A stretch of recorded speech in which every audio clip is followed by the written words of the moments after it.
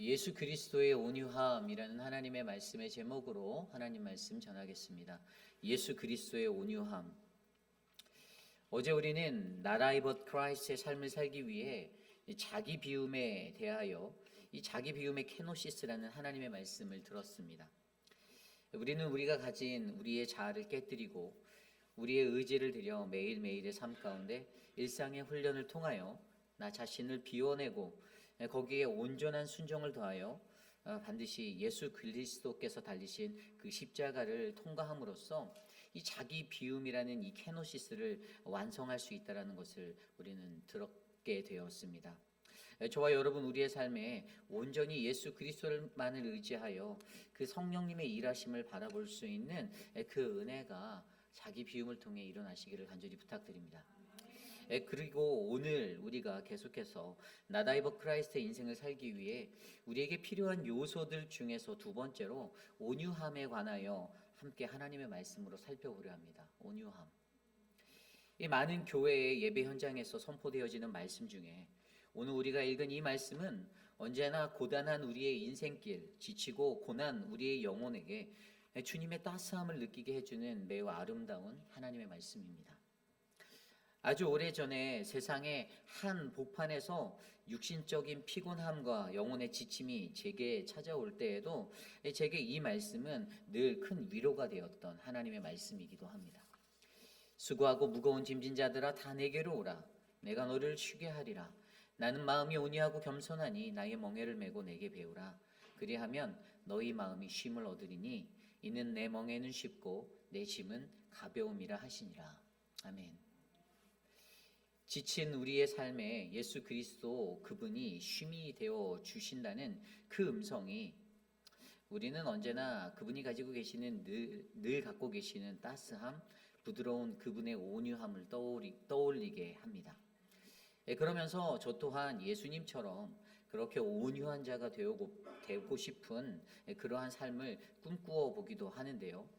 그러나 실제로 우리가 살아가는 이 현실 속에서 예수님께서 가지고 계신 그 온유함을 갖는 것은 그렇게 쉬운 일이 아닌 것을 느끼게 됩니다. 왜냐하면 제가 가지고 있는 잘못 이해된 이 온유함의 모습, 성경적이지 못한 이 온유함의 모습, 그래서 그것들을 이루기 위해 끝까지 참고 견디고 기다려야 하는 그 인내가 제 안에 부족했기 때문입니다. 그렇다면 오늘을 살아가는 저와 여러분 우리가 나라이 벗 크라이스트의 인생을 살아가기 원한다면 우리에게는 예수 그리스도께서 친히 보여주신 그 온유함이 정말로 필요한데 과연 성경이 말하는 온유함 그것은 무엇이고 어떻게 살아가야 하는 것이 온유함의 삶인지를 오늘 우리에게 주신 하나님의 말씀 안에서 함께 묵상해 보고자 합니다. 오늘 첫 번째로 예수 그리스도의 온유함, 나라이 벗 크라이스트, 우리는 반드시 고난을 통과한 온유함을 가져야만 합니다. 우리는 반드시 고난을 통과한 온유함을 가지셔야만 합니다. 이 세상에 살아가는 수많은 사람들이 온유함하면 그저 따스하고 따뜻하고 부드러운 것이라는 생각을 먼저 떠올리게 됩니다. 저 또한 그렇게 생각하였습니다. 왠지 모르게 온유한 자에게 있는 그 평안의 모습들, 쉽게 요동하지 않고 흔들림 없는 정말로 부드러운 모습들이 가장 먼저 떠오르게 되었습니다. 그렇다면 우리가 읽고 있는, 우리가 바라보는 성경도 그 온유함의 모습을 그렇게 묘사하고 있을까요? 성경 속에 많은 예언자와 선지자들은요, 이 종말론적인 사관에 의하여 메시아를 선포하는데 메시아로 불리는 예수 그리스도 그분은 이 땅에 겸손하고 비천한 모습의 고난받는 종의 모습으로 오신 분임을 묘사해 주고 있습니다. 스가랴서 9장 9절 말씀입니다. 시온에 따라 크게 기뻐할지어다. 예루살렘에 따라 즐거이 부를지어다. 보라 내 왕이 내게 임하시나니 그는 공의로우시며 구원을 베푸시며 겸손하여서 나귀를 타시나니 나귀의 작은 것 곧 나귀 새끼니라. 아멘. 여러분 성경에서 나귀가 상징하고 있는 것이 온유함이거든요. 그런데 예수 그리스도 그분이 바로 겸손하여서 나귀를 타시고 이곳에 오신 이 땅에 오신 분 이렇게 묘사하고 있습니다. 그러한 겸손히 고난받는 메시아로 이 땅에 찾아오신 예수 그리스도 세상의 모든 이들이 그분을 기다리고 있었습니다. 그리고 오늘 본문에서 예수님은 자기 자신의 정체성에 대해서 이렇게 표현하고 있는데 오늘 우리가 읽었던 29절 나는 마음이 온유하고 겸손하니 아멘. 나는 마음이 온유하고 겸손하니. I'm gentle and lowly in heart. 이 마음이 온유하고 겸손한 자. 특별히 여기서 이 마음이라고 쓰인 이 하트라는 단어, 헬라어로 카르디아. 이것은 심장을 의미하는데요. 그러나 이 단어가 단순히 우리가 육체적으로 가지고 있는 우리 육체의 일부의 심장이라는 이 기관을 말하는 것이 아니라 인간이 가진 전 인격적인 성품을 통해서 다른 이들의 고통을 바르게 이해할 수 있는 모습. 다시 말해 온유함은 그저 화를 내지 않고 온순하다의 뜻보다는 자기 스스로가 종이 되어 다른 이를 섬기고 고난을 당해서 충분히 또 다른 이들의 아픔과 고통을 헤아릴 수 있는 그 마음, 그 심장을 가진 이러한 자의 모습을 설명하는 것입니다. 이것이 바로 우리 예수님께서 가지신 마음, 그 온유함의 모습이었습니다.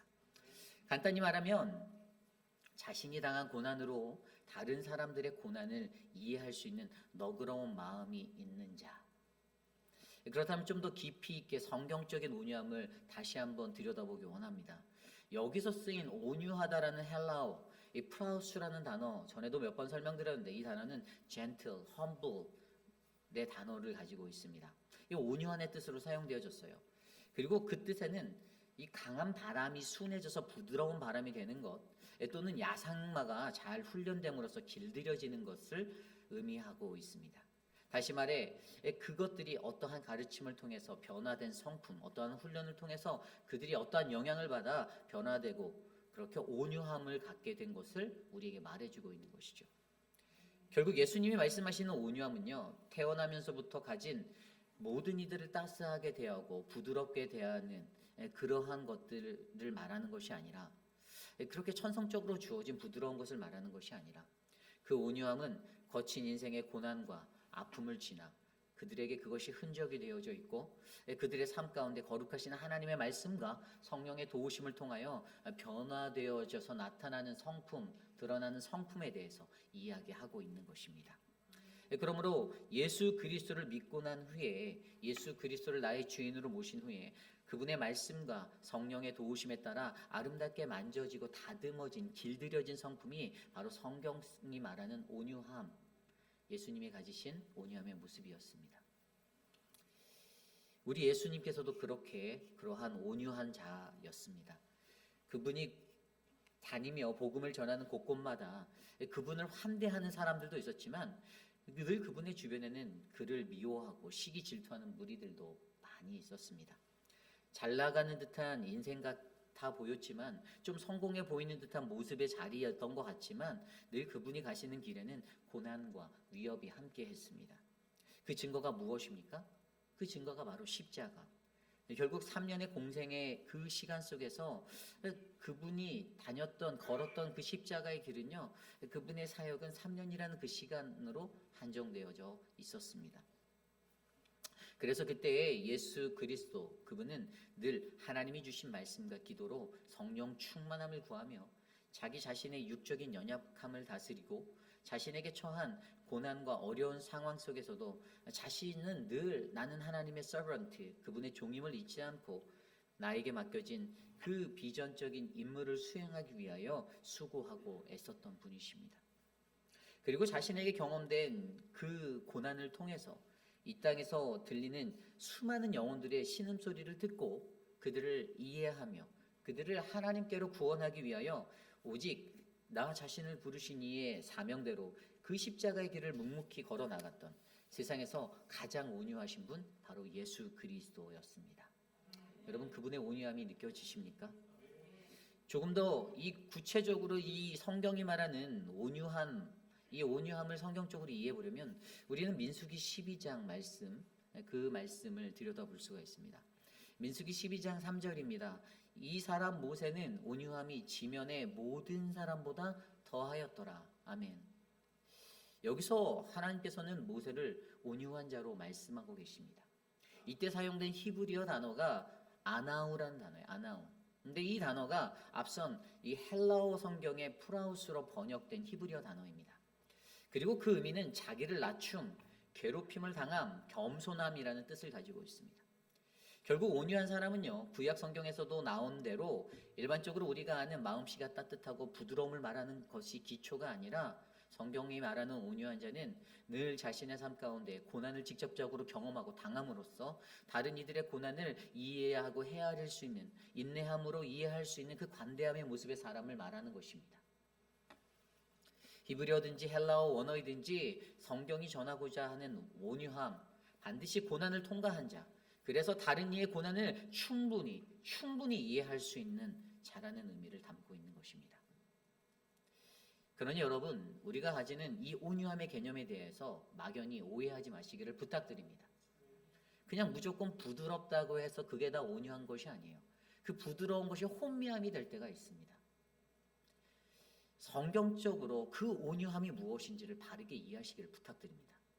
무조건 말이 없고 내게 거슬리는 말 하지 않고 그런 사람이 온유한 사람이 아니라 진정한 그리스도인의 온유함은요, 바로 예수님처럼 모세처럼 고난을 통하여 그 고난을 통과하여 다른 이들이 경험하게 되는 그 고난 앞에서 그들의 고난이 보이고 이해되고 그들의 마음이 느껴지는 것, 그래서 더 깊이 이해할 수 있는 그 믿음의 사람임을 믿으시기를 바랍니다. 그래서 저와 여러분 우리는요, 그분이 달리신 그 십자가를 반드시 통과하는 것이 매우 중요합니다. 오늘 이곳에 모인 저와 여러분 우리 모두에게 그 성경적인 온유함, 그것에 관한 그 올바른 이해가 우리를 더 깊이 있는 영성의 자리로 인도하는 거룩한 한 분 한 분 되시기를 간절히 소망합니다. 이것이 오늘 말씀의 첫 번째, 마음이 온유한 자가 되어 나라의 벗 크라이스트, 예수 그리스도의 온유함, 우리는 반드시 고난을 통과한 온유함을 가져야 합니다입니다. 우리가 예수 그리스도의 온유함을 바르게 알았다면, 그렇다면 우리는 어떠한 온유함의 모습으로 살아가야 하는가를 고민해 보아야 하는데요. 오늘 두 번째로 예수 그리스도의 온유함, not I but Christ, 하나님의 멍에를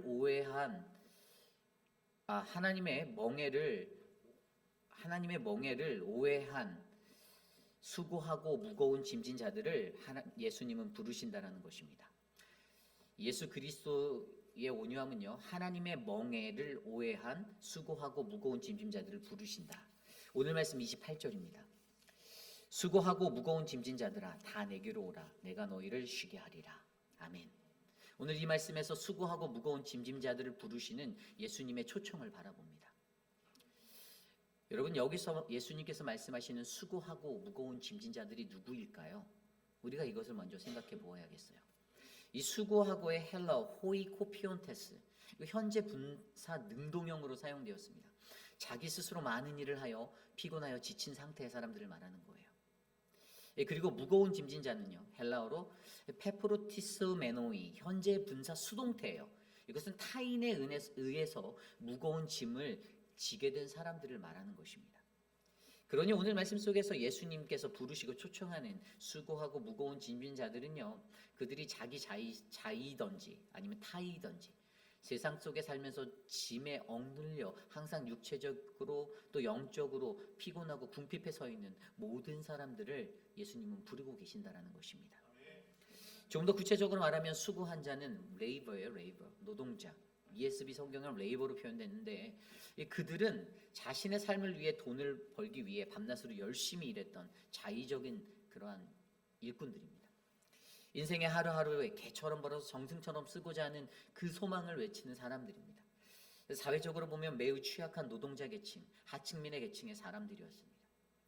그리고 짐짐자, 이것은 heavy laden으로 표현된 이 단어, 무거운 짐을 실은, 지쳐 빠진, 괴롭힘을 당한, 즉 자신의 의지와는 상관없이 고역을 당하고 고난을 당하여서 늘 인생의 어깨에 무거운 짐을 지고 살아가는 사람들을 말합니다. 그들은 육체적으로 종들이었을 수도 있고요, 또는 율법이라는 이 무거운 멍에에 걸려서, 죄의 멍에에 걸려서 살아가고 있는 이 종교적 형식과 규율에 얽매여 지쳐 있는 자들이 될 수도 있습니다. 결국 오늘 예수님께서는요, 육체적으로든 정신적으로든 자이르든 타이르든 이 땅에 거하며 수고하고 무거운 짐진 자들을 그분께로 부르고 계십니다. 바로 그의 백성들, 그가 사랑하는 백성들에게 하나님의 쉼, 그 평안을 주기를 원하셔서 그들을 부르시고 계시는 것이죠. 그리고 나서 29절에 나의 멍에를 배우라라고 말씀하십니다. 배우라. 무엇을 배우라고 하는 거죠? 멍에를 배우래요. 그것은 예수 그리스도 그분이 친히 지신 그 멍에에 대해서 잘 배워라 이렇게 말씀하시는 거예요. 이 말이 무슨 뜻인가 하면 그 당시에 수많은 사람들이 오해한 것이 있습니다. 그것이 바로 예수 그리스도께서 진 멍에, 하나님께서 그들에게 주셨던 멍에예요. 하나님이 주신 멍에, 그 율법이 무겁다라고, 그 계명이 무겁다라고 느끼게 만드는 것이었습니다. 물론 이 문제는 오늘 이 시대를 살아가는 저와 여러분들에게도 동일하게 적용되어지는 오해입니다. 그래서 때로는 어떤 이들은 나는 이 계명을 지킬 수 없어. 난 이게 너무 힘들어. 이것은 우리 인간이 지키기에 너무 버거운 거야 라고 말하고 생각하는 사람들이 있다는 것입니다. 그래서 우리 일상 속에서 우리가 11조 헌금을 드리는 것, 그것에도 오해가 있고요. 안식일을 지키는 것, 그것에도 오해가 있습니다. 수많은 것들의 오해가 넘쳐나요. 그러나 하나님의 계명에 대하여, 그분의 말씀에 대하여 어긋나게 오해하고 무겁다, 버겁다라고 느끼며 살아가는 이들, 예수 그리스도께서는 그들을 향하여 내가 진 이 멍에를 배우라라고 말씀하십니다. 그러니 기억하십시오. 그때 우리가 기억할 수 있는 한 가지는요, 요한일서 5장 3절 말씀, 하나님을 사랑하는 것이 이것이니 우리가 그의 계명을 지키는 것이라. 그의 계명들은 무거운 것이 아니로다. 아멘. 하나님이 우리에게 말씀하신 그 계명, 그 율법, 여러분 무겁다라고 느끼지 마시기를 부탁드립니다. 무겁다라고 부담이 되는 것은요, 내가 그 삶을 살기 못하기 때문임을 너무나도 잘 알지만 그때 하나님이 주시는 은혜로 내가 다시 회복되고 치료될 수 있음도 믿으시길 바랍니다. 그래서 오늘 말씀에도 예수님은 그들을 부르시고 예수 그리스도의 멍에를 메고 예수 그리스도께로부터 배워라라고 말씀하시는 거예요. 왜냐하면 예수 그리스도 그분이 지신 그 멍에는요, 세상이 주는 멍에와는 정반대, 우리로 하여금 우리를 구원에 이르게 하는 그 멍에이기 때문입니다. 그리고 여기서 이것이 은혜가 되는 한 가지가 더 나오는데, 그것은 바로 이 멍에를 우리가 함께 매기 때문이다라고 설명하고 있습니다. 함께 맨다. 여러분, 그 당시 팔레스틴에서 멍에는요, 두 짐승이 반드시 짝을 이루어서 함께 메었던 것이었습니다. 우리도 예수 그리스도 그분과 더불어 그 멍에를 함께 매심을 믿으시기 바랍니다. 그래서 오늘 말씀 30절에 그 멍에에 대해서 예수님이 뭐라고 말씀하셨죠? 이것이 쉽다, 이지하다, 가볍다, 라이트하다라고 말했어요. 여러분, 오늘 예수 그리스도 그분의 초청은요, 반드시 우리로 하여금 우리를 구원에 이르는 그 은혜의 약속의 자리에 서게 하시는 것임을 믿으시기 바랍니다. 그래서 사실 오늘 이 말씀이요, 여기에서 내가 너에게 쉼을 주겠다라는 이 말씀이 유래된 그 구절이 있어요. 그게 바로 예레미야 6장 16절 말씀인데요. 이 말씀으로 하나님의 그 근거한 약속, 그래서 절대 돌이킬 수 없는 확실한 약속이 우리에게 있음을, 그 쉼이 우리에게 있음을 우리가 믿을 수가 있는 것이죠. 예레미야 6장 16절, 여호와께서 이와 같이 말씀하시되 너희는 길에 서서 보며 옛적 길, 곧 선한 길이 어디인지 알아보고 그리로 가라. 너희 심령이 평강을 얻으리라 하나 그들의 대답이 우리는 그리로 가지 않겠노라 하였으며. 아멘. 예레미야 선지자를 통해서 옛적 길, 곧 선한 길로 행하려면 예수 그리스도의 이 멍에를 메어야 하는 것이 우리에게 필요하다라는 것입니다. 그런데 여기서 문제는 우리는 그리로 가지 않겠노라라는 인간의 저항이고 인간의 반항심 때문입니다. 예수 그리스도가 지었던 그 멍에, 그것을요, 율법학자들이나 바리새인들은요, 그냥 종교적으로 무거운 짐, 그것들로만 생각했습니다. 그러나 분명히 우리가 알고 있는 것은 예수 그리스도 안에서 우리 모두가 그 멍에를 맬 때에는요, 그 멍에는 분명히 저와 여러분들이 갖고 있는 우리의 수고와 무거운 짐들을 모두 다 상쇄시키고도 충분히 남을 만한 충분한 쉼, 평안이 된다는 것을 우리가 믿으셔야만 합니다. 그래서 여러분, 여기에서 얻으리라라고 말하는 이 헬라어 휴레세타는요, 찾다 발견하다의 뜻인데, 이것은 뭐 사람이 눈으로 보고 발견하는 그런 것이 아니라 그냥 그저 있는 대로 예수 그리스도 안에 있을 때에 자연스럽게 발견되어지고 얻을 수 있는 것임을 설명해 주고 있어요.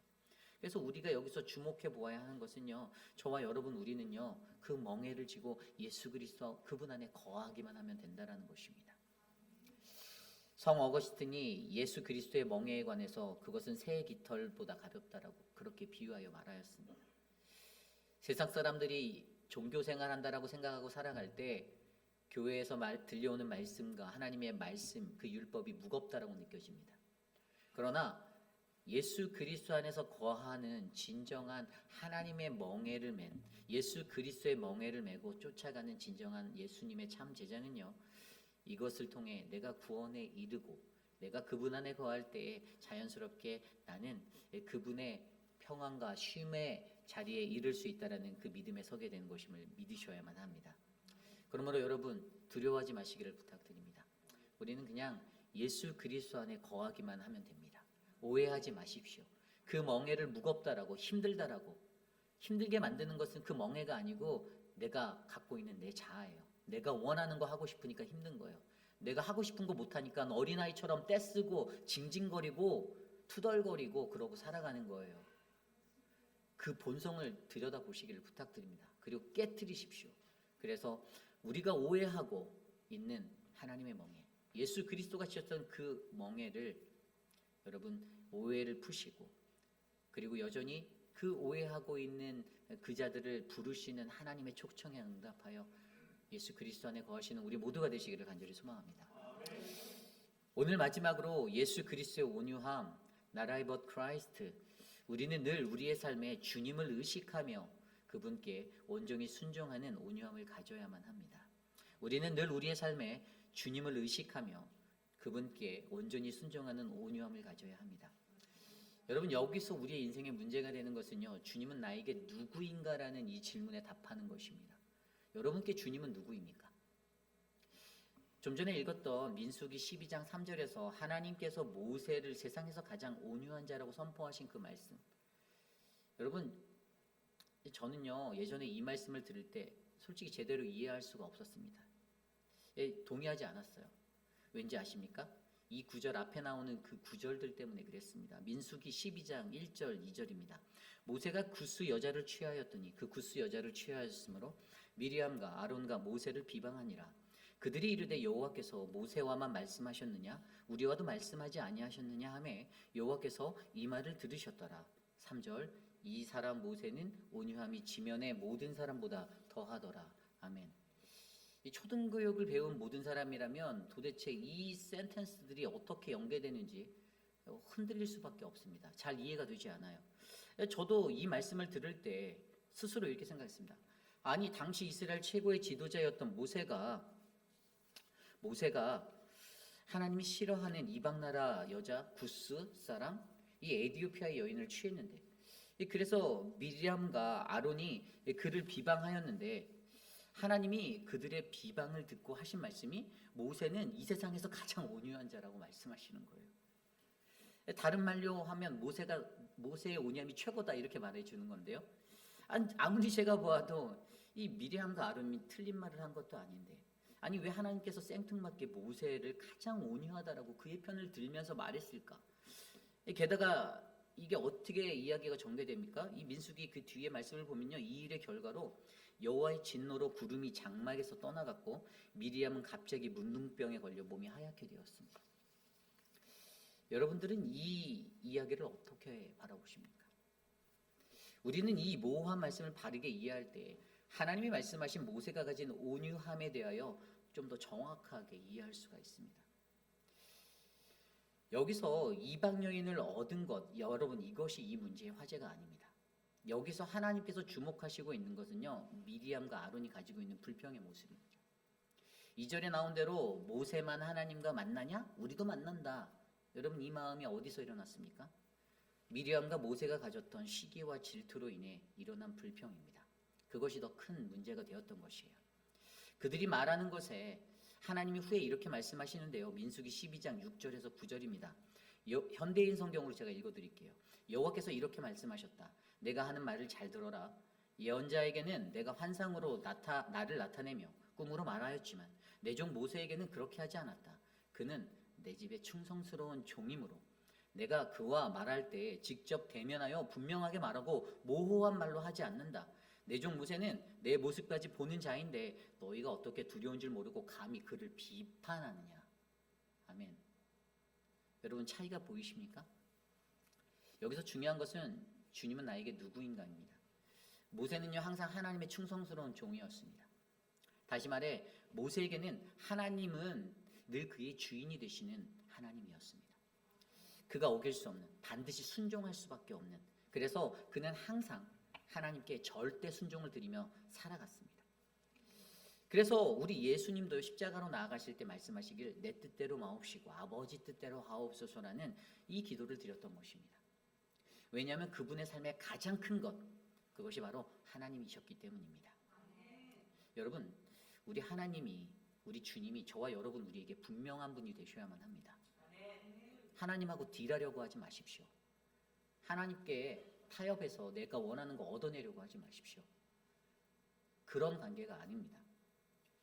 그래서 저는요, 사실 이 이야기 속에서 모세가 이 이방의 여자, 이 에티오피아의 여인과 결혼한 것도 본문에 나와 있지는 않지만 저는 분명히 하나님과 모세와의 모종의 대화가 있어서 하나님이 뒤로 이렇게 좀 명령하셨을 거다. 하나님의 어떤 전략적인 그 복음의 사역을 위해서 모세에게 그 여자에게 결혼하라라고 그렇게 말씀하지 않았나라는 생각도 해보게 되었습니다. 그래서 그가 가졌던 그 온전한 충성을 빗대어 하나님께서는 그를 온 지면에서 가장 온유한 사람, 가장 잘 순종하였고 내 말을 가장 잘 듣고 내 명령을 그대로 따르는 이 한 사람을 지면에서 가장 온유한 사람이다라고 표현하였던 것입니다.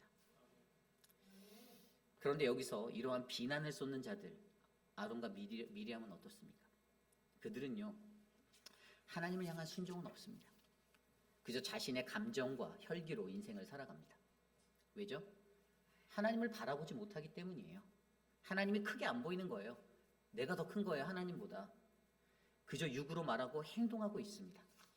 그들에게 모세가 가진 그 온유함은요, 눈꽃만치도 드러나지 않습니다. 여러분 잘 생각해 보십시오. 이 말씀에 미리암이, 아론이 화가 난 것은요, 하나님이 하시는 일들이 그들의 마음에 들지 않았기 때문입니다. 맞죠? 하나님이 모세하고만 대화한다라고 그들이 따지고 들었어요. 여러분 이게 뭐예요? 시기고 질투예요. 여러분 이것은 순전하게 그저 감정의 문제입니다. 감정의 문제. 육적으로 살아간다라는 거예요. 민수기 11장 25절 이후의 말씀에 보면요, 하나님은 분명히 모세뿐만 아니라 70인의 장로와 엘닷과 메닷이란 사람들에게도 하나님이 말씀하고 대화하셨다라고 나와 있어요. 미리암과 아론, 자기들이 가지지 못한 그 열등감 때문에 어떻게 해요? 이 감정의 시기와 질투가 일어나고 분노를 만들었던 거예요. 화를 냈던 거예요. 바보입니다, 바보. 여러분 잘 생각해 보십시오. 목회자인 저도요, 세상에서 가장 온유해지고 싶어요. 그런데 여러분들이 목회자를 바라보실 때 온유한 건 어떤 목회자가 온유한 사람인지 아세요? 여러분의 기준에 내 말 잘 들어주는 목사들이 온유한 목사라고 아마 말씀하실 거예요. 틀리셨습니다. 하나님의 말씀대로 살아가는 목사가 제일 온유한 목회자입니다. 저도 그러한 온유한 목회자가 되고 싶은데 사실 저도 그렇게 되지 못하는 이유, 내가 왜 이 모양이지? 나는 왜 안 되지? 라고 느끼는 것은요, 이거 제 안에 있는 이 감정의 문제들인 거예요. 우리들이 자연스레 온유해지는 것은 내 삶에 문제가 안 되니 그런 것은 아니다. 내 맘과 맞으면 그것은 다 좋은 거야. 평화로운 거야 말하는 것. 우리가 주목해야 하는 하나님께서 하시는 그 일이 내 맘에 들고 안 들고 그 일이 인정되어지지 않을 때, 그 일이 수긍되어질 때 이러한 온유함의 변화들이 감정적으로 일어나는 것들을 기억하시기를 바랍니다. 하나님께서 하시는 그 일이 내게 인정되어질 때는 어떻습니까? 다 은혜스러워요. 막 다 하나님의 은혜라고 말하고 다녀요. 그런데 하나님이 하시는 일이 내 마음에 거슬려요. 내 마음에 안 맞아요. 내 뜻과 달라요. 뭐라고 말합니까? 분노가 차오르고 감정이 폭발해서 온유가 깨어지고 평온이 깨져서 미쳐버리는 거예요. 감정의 문제예요. 감정의 문제. 우리 공동체 생활도 마찬가지입니다. 목회자가 마음에 안 드는 그것은요, 그가 하는 일이 내 마음에 안 들기 때문에, 다른 말로 해서 저 목회자가 하나님의 사람으로 하나님의 일을 감당하지 않고 있다라고 내가 생각하고 판단하기 때문입니다. 그런데 여러분 그렇게 생각하는 사람들은 그 어느 교회를 가도 똑같습니다. 변화되지 않아요. 그렇기 때문에 여러분, 저와 여러분 우리들에게 가장 중요한 것은요, 이 교회라는 공동체 안에서 하나님의 뜻을 이루기 위해 수고하고 있는 목회자나 장로님들, 리더십들을 올바르게 신뢰하시기를 부탁드립니다. 감정적으로 대하지 마십시오. 자기 손해입니다. 우리의 어긋난 이 감정의 문제에 우리가 사로잡힐 때 우리는 열을 내고 분노하게 되고 성령 충만하지 못하게 됩니다. 그리고 여러분 우리가 여기서 가장 잘 기억해야 하는 것, 내가 스스로 감정을 컨트롤할 수 없기 때문에 우리에게 무엇이 필요하죠? 그래서 성령님이 필요하다는 거예요. 그래서 갈라디아서 5장 22절 23절에 나온 성령의 열매, 거기에 온유가 성령의 열매로 들어가 있는 이유입니다. 내가 컨트롤할 수 없기 때문에. 우리는 우리 스스로가 우리가 가진 감정을 제어할 수 없기 때문에 어떻게 해요? 성령 하나님을 의지해야만 하는 것입니다. 여러분 이것을 믿으시기 바랍니다. 에스겔서 36장 26절 27절 말씀에 또 새 영을 너희 속에 두고 새 마음을 너희에게 주되 너희 육신에서 굳은 마음을 제거하고 부드러운 마음을 줄 것이며 또 내 영을 너희 속에 두어 너희로 내 율례를 행하게 하리니 너희가 내 규례를 지켜 행할지니라. 아멘. 뭐라고요? 에스겔 선지자도 우리 안에서 우리가 가진 그 육적인 것의 한계, 그 굳은 마음을 제거해야 되는데 그 자리에 그 성령이라는 그분의 영을 두어서 우리의 마음을 날마다 새롭게 해주실 것, 도와주실 거다라고 말씀하셨어요. 그러므로 여러분 늘 성령 충만하시기를 부탁드립니다. 그리고 예수 그리스도 그분의 마음이 바로 그 온유함이 이 자리에 계신 저와 여러분들의 축복의 통로가 되기를 간절히 소망합니다. 여러분 그 크신 하나님이 믿어지면 우리의 일상에 다른 것들은 문제가 되지 않아요. 우리 주님이 크게 보이면 다른 것들은 다 쬐끔해집니다. 그런데 문제가 뭐예요? 그 하나님보다 내가 더 큰 거예요.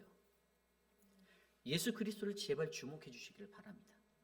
우리들의 굳은 마음이 부드러운 마음이 되기까지 우리의 삶에 늘 주님이 의식되어져서 그래서 순종함으로써 충성되이 살아가는 그 하나님의 온유함이 되는 저와 여러분 우리 모습이 되기를 간절히 소망합니다. 이것이 오늘 말씀의 마지막 예수 그리스도의 온유함, 나라의 벗 크라이스트. 우리는 늘 우리의 삶에 주님을 의식하여 그분께 온전히 순종하는 온유함을 가져야 합니다입니다. 이제 말씀을 정리하고자 합니다. 여러분 성경이 전하는 온유함은요 철저히 주님에 의해서 길들여진 성품입니다.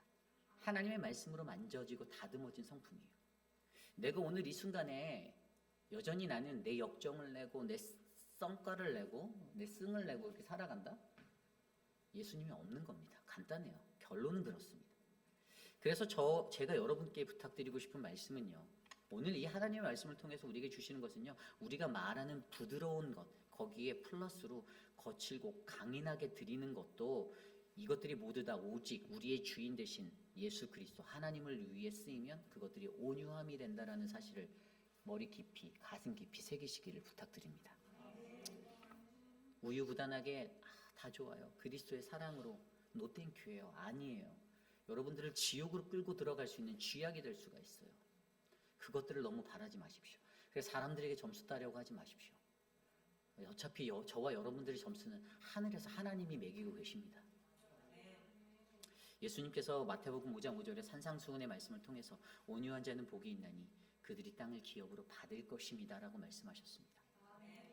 예수 그리스도 그분이 가지신 그 온유함은요 그분 스스로가 당한 그 고난으로 말미암아 다른 이들의 고난을 이해하고 그들의 신음소리를 들어 이해할 수 있는, 그래서 죄인들이 회개할 때까지 인내할 수 있는 그 인내의 관대함이었습니다. 예수님께서 가지신 그 온유함은 하나님을 크게 바라보고 절대적인 순종함으로 복종함으로써 충성되게 나아갔던 그러한 온유함이었습니다. 예수 그리스도께서 가지셨던 그 온유함이 저와 여러분 우리들의 삶에 있기를 간절히 기도합니다. 우리가 알아야 하는 이 온유라는 것은요 단순히 어떤 외적인 폭력이나 잔인함의 반대어로 쓰이는 부드러움을 의미하는 것이 절대 아닙니다. 하나님이 주시는 그 복음 안에서 그분의 사랑으로 인하여 고통받고 그 고통을 인내하고 극복해냄으로써 십자가를 통과하여 인내하고 기다리며 하나님께 충성하는 절대 순종의 삶으로 살아가는 그 마음이 온유함입니다. 그렇습니다.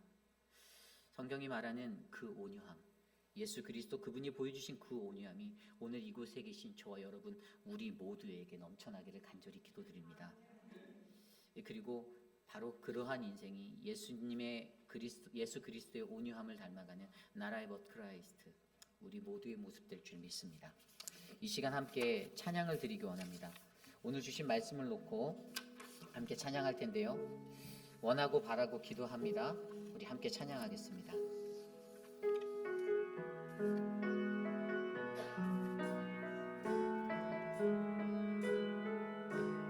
이 살아가는 동안에 나의 힘을 의지할 수 없으니 기도하고 낙심하지 말 것은 주께서 참 소망이 되심이라. 다시 한번 찬양할까? 이 세상을 살아가는 동안에 나의 힘을 의지할 수 없으니 기도하고 낙심하지 말 것은 주께서 참 소망이 되심이라. 하나님의 꿈이 나의 비전이 되고 예수님의 성령이 나의 인격이 되고 성령님의 권능이 나의 능력이 돼. 원하고 바라고 기도합니다. 주의 길을 걸어가는 동안에 주의 길을 걸어가는 동안에 그 세상의 것 의지할 수 없으니 감사하고 낙심하지 말 것은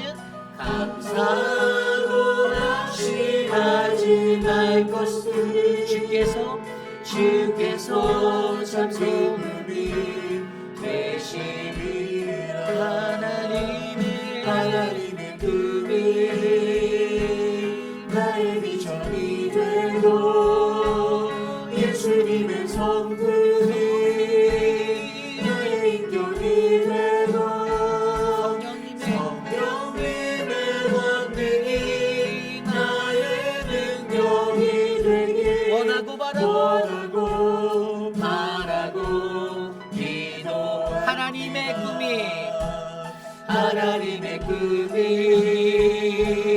나의 비전이 되고 예수님의 성품이 나의 인격이 되고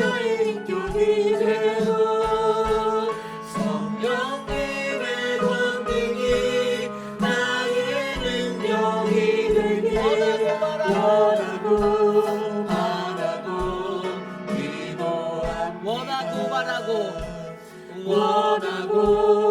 바라고 기도합니다. 오늘 이 시대를 살아가는 우리 모두에게 예수 그리스도께서 보여주신 온유함이 하나님이 우리에게 말씀하시는 그 온유함이 넘치기를 간절히 기도합니다. 여러분, 우리들의 삶의 모습을 들여다보십시오. 아직도 내 안에 살아 꿈틀거리고 있는 나의 자아의 문제들, 그 자아의 문제 때문에 내가 고통받고 내가 부딪히는 수많은 인간관계 속의 문제들, 다른 사람들이 잘못됐다라고 다른 사람들을 비방하며 손가락 들던 그 모습들, 근데 결국에 들여다보면 문제는 나거든요. 내가 문제거든요. 회개함 없는 사람들, 거짓과 속임수로 살아가는 그러한 인생들, 하나님이 그러한 우리들에게 세상에서 가장 온유한 자였던 모세를 닮아 가장 온유한 예수 그리스도를 닮아 온유한 삶의 자리에 서라라고 말씀하십니다. 여러분들의 삶을 들여다보십시오. 그리고 묵상해 보십시오. 나는 어떠한 존재인가? 그리고 그분께 기도하십시오. 당신의 온유함을 내가 배우기 원합니다. 당신의 온유함을 내가 걷기 원합니다. 십자가를 통과하게 하여 주소서.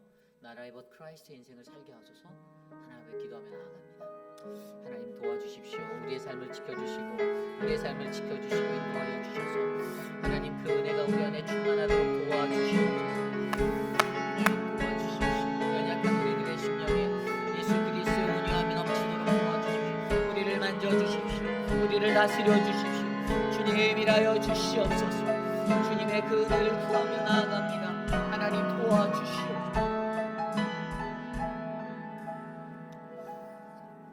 참으로 존귀하신 하나님 감사합니다. 나는 마음이 온유하고 겸손하니 이 멍에를 메고 나에게로부터 배우라라는 그 당신의 온유함을 우리가 배우기 원합니다. 하나님, 인간적으로 머리로 계산하였던 온유함이란 그냥 남들에게 잘 보이고 그냥 모든 것이 좋은 게 좋은 거니까라는 마음으로 살아가는 것이었는데, 하나님이 우리에게 성경적으로 가르쳐 주신 그 온유함은 반드시 고통의 자리를 지나야만 하고, 그 고통의 자리에서 다른 이들의 고통을 이해할 수 있는 그 믿음의 모습이었음을 기억합니다. 예수 그리스도께서 통과하신 그 십자가, 예수 그리스도의 십자가를 우리도 통과하여 우리의 삶 속에서 내 고난을 통해 묵묵하게 다른 이들의 고난을 이해할 수 있는 그 겸손한 온유함이 넘치도록 하나님 우리를 만져주시옵소서. 하나님보다 세상의 것을 더 크게 보고 살았던 우리들의 어긋난 자아 깨뜨려 주시고, 하나님 산산이 부셔주시고, 하나님의 말씀 안에서 오직 주님만을 의지하고 주님만을 크게 보아 절대 순종, 주의 말씀대로 살겠다라는 그 믿음의 은혜를 하나님 올려드리게 하여 주시옵소서. 지금은 우리 구주 예수 그리스도의 무한하신 은혜와 그 크신 하나님의 사랑하심과 성령 하나님의 감화감동 교통하심의 역사가 새해를 맞이하며 하나님 앞에 나아가고 사랑하는 믿음의 교회에서 주의 말씀을 드리며 나라의 벗 크라이스트, 오직 예수 그리스도로 사는 인생을 내가 꿈꿉니다. 하나님, 모세에게 예수 그리스도에게 허락하신 온유함을 나에게 허락하옵소서라고 간구하는 사랑하는 우리 회빛 아닌 장로교회 성도님들, 오늘 이곳에 나와 주께 예배드린 믿음의 권속들 머리머리 위에 지금으로부터 영원토록 함께 하시기를 간절히 축원하옵나이다. 아멘.